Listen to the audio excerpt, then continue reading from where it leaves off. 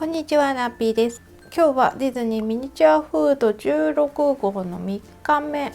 このティガーのパンに焦げ目をつけて、この目と眉毛、これをつけたら完成になります。もうここからはいつものプーさんのパンとかと一緒なので、今回はこの黄土色がもう少なくなっちゃってるんで、タミヤの焼き色の達人、これで仕上げちゃおうかな。本当はさ、2日ぐらいで仕上がると思ってたけど、こんな3日もかかっちゃったんで、正直早く終わらせたい。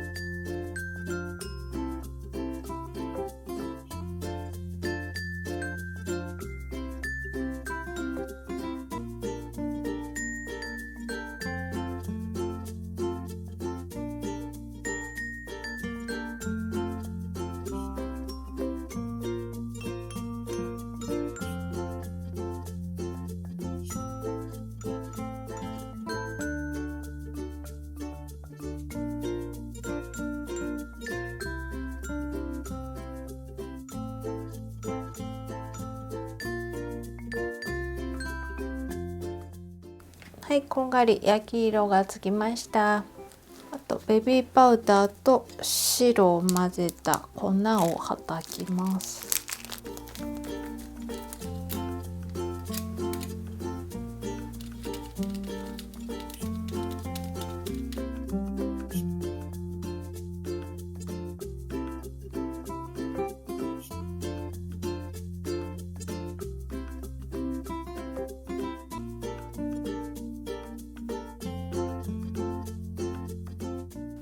これで白い粉もはたけました。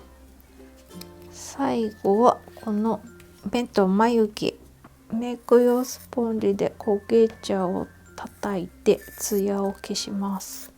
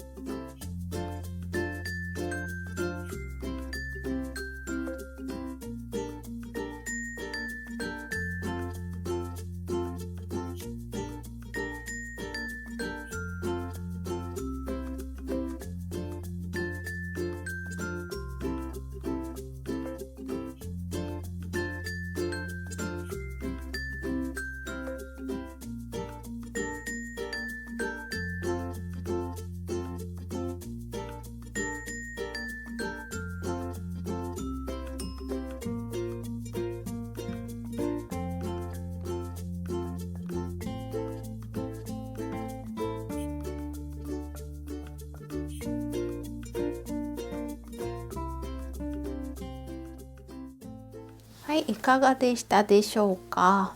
ティガーのパンも増えて、プーさんのパンが4種類になりました。次号の予告はまたプーさんのパン、今度はイオンの尻尾のパンになります。もう買ってきてあるので、内容物はこの粘土とベビーパウダーと1個積み木が入ってました。